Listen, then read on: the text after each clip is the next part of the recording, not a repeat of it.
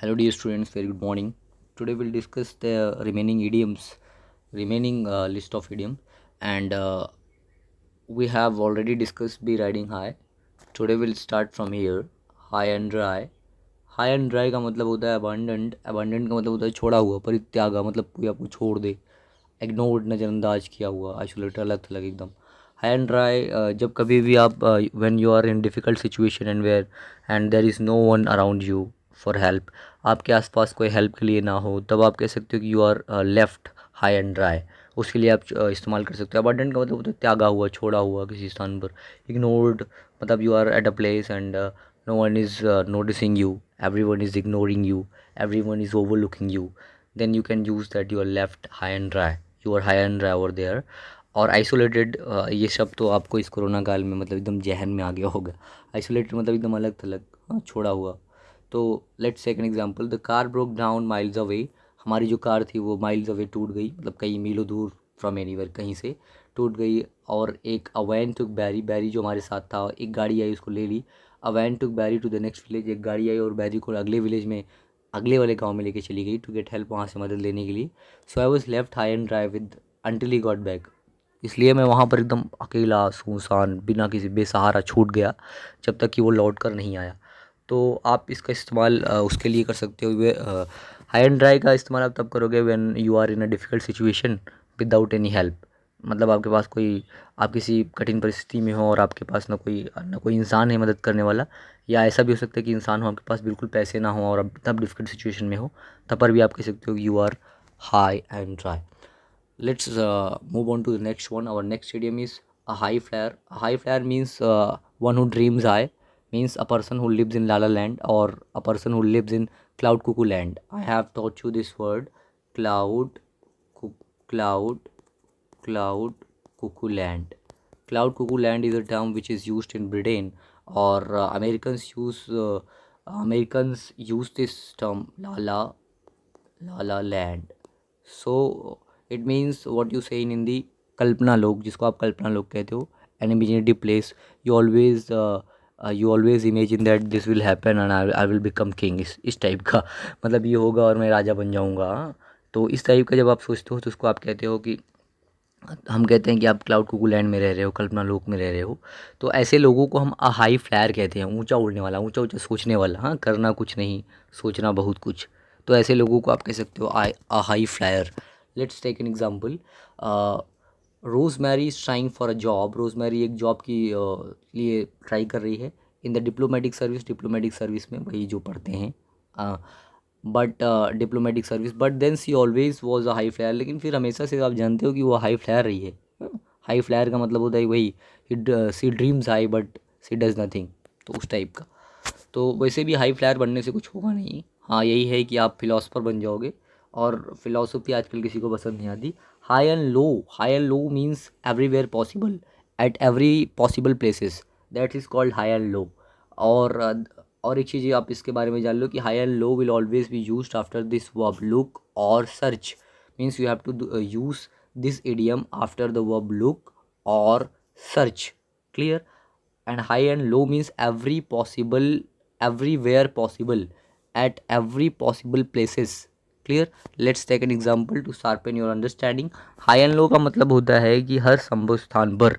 Example देखते हैं. Where on earth can the keys be, can the keys be मतलब आपकी चाबी जो है दैट इज़ लॉस्ट. आपकी चाबी खो चुकी है और आप ढूंढ रहे हो उसको. फिर आप कहते हो कि चाबी कहाँ हो सकती है इस धरती पर, इस धरा पर चाबी कहाँ हो सकती है. I have searched high and low for them. I have searched high and लो, मैंने हर संभव स्थान पर सर्च कर लिया, ढूंढ लिया है.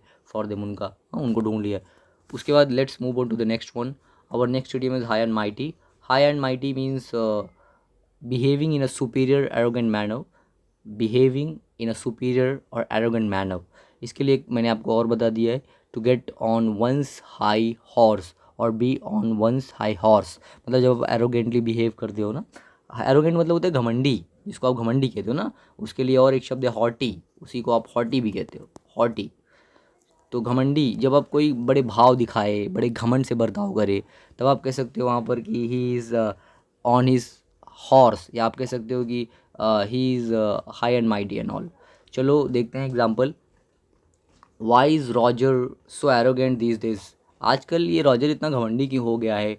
What has he got to be so high and mighty about? ऐसा क्या मिल गया उसको कि इतना भाव दिखा रहा है? हाँ, किसके बारे में इतना घमंड दिखा रहा है? वॉट ही हैज़ गॉट, ऐसा क्या मिल गया उसको to be so high and mighty, इतना घमंडी होने अबाउट? हाँ, इतना घमंडी होने के लिए उसको क्या मिल क्या गया है कि इतना घमंड घमंड दिखा रहा है वो? हाँ, हमारे यहाँ कहते हैं भाव दिखा रहा है। हाँ, ही इज़ एक्टिंग, मतलब ही और सी इज़ एक्टिंग प्राइस टाइप का। Let's move on to the next one. In high places means होता है, and this idiom will always be used after the word friends or people. Clear?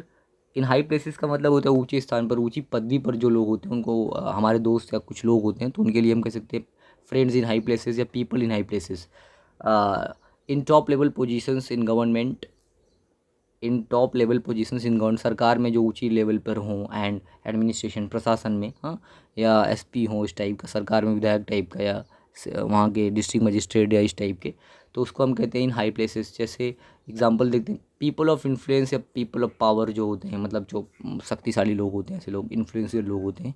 Let's take an example, I hear Charles is in a spot of trouble. मुझे पता चला, मैंने सुना कि Charles जो है वो परेशानी में है, परेशानी with a drunken driving charge. With a drunken driving charge means होता है कि वो पी करके उसके ऊपर वो पी करके ड्राइविंग कर रहा था, यही उसके ऊपर चार्ज लगा है।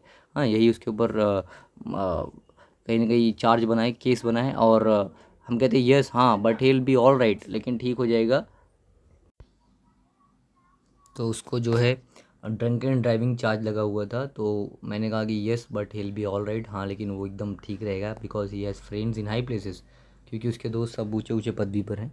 Sorry because of noises of, I had to pause the video. ये नॉइजेज ऑफ बड़े नॉइजम होते हैं ना, noises of, some noises of were disturbing me, that's why I had to pause the video. Let's move on to the next one. I think कि you have caught the drift, आप समझ गए हो। हाँ, देखते हैं। Our next idiom, it's high time. It's high time one did something. Let me tell you the rule of grammar here. Whenever you see it's time or it's high time, then you have to use the past tense after it. The sentence which will precede this one will always be in past tense. You have to notice this point. Notice this point. It's high time means कहते हैं यही समय है करने का, अगर अभी नहीं तो फिर कभी नहीं, इस टाइप का। उस स्थान पर उसके लिए आप बोल सकते हो it's high time you started your work, you started your work. ऐसा नहीं कि यू स्टार्ट योर वर्क, समझ रहे हो? वो प्रेजेंट की मीनिंग देता है, it's high time one did something. तो एग्जांपल देखते हैं, said when something must be done without more delay. कहते हैं ऐसा हम तब कहते हैं जब सब कुछ, जब कोई चीज़ की जानी चाहिए विदाउट मोर डिले, बिना और ज़्यादा देरी के।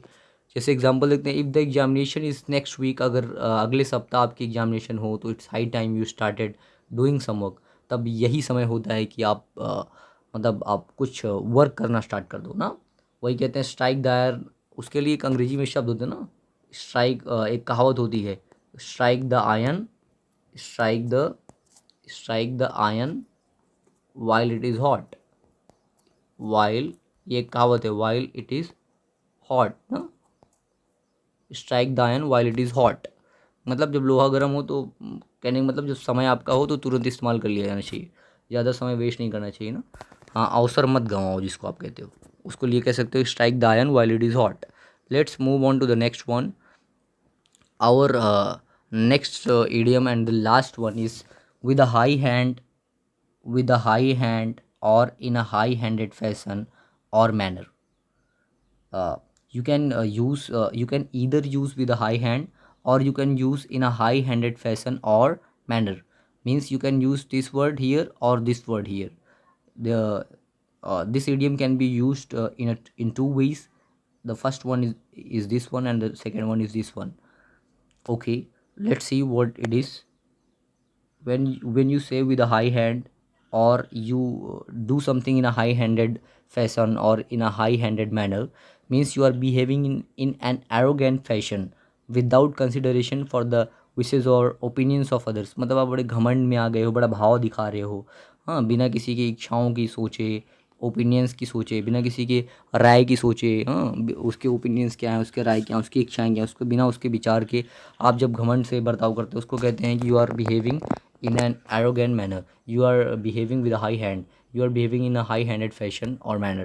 Let's take an example, Jain deals with everyone's complaints. Jain सबके समस्याओं के साथ बड़े घमंड से डील करता है। Some customers have complained about her. कुछ कस्टमर्स ने उसके बारे में कंप्लेंट किया है। Jain deals with everyone's complaints with a very high hand. Jain deals with everyone's complaints with a very high hand, मतलब वो सबकी समस्याओं के साथ बड़े घमंड से डील करता है। Some customers have complained about her, कुछ कस्टमर्स ने उसके बारे में कंप्लेन किया है। और आज के लिए हमारा इतना ही। हमारा हाई सबसे जो इडियम था, इंपॉर्टेंट इडियम थे, वो खत्म हुआ। इसके आगे हम दूसरे शब्द को लेकर के डिस्कस करेंगे। उससे रिलेटेड जितने भी इडियम होंगे, इंपॉर्टेंट इडियम होंगे, मैं आपको दूंगा। Thank you for watching me.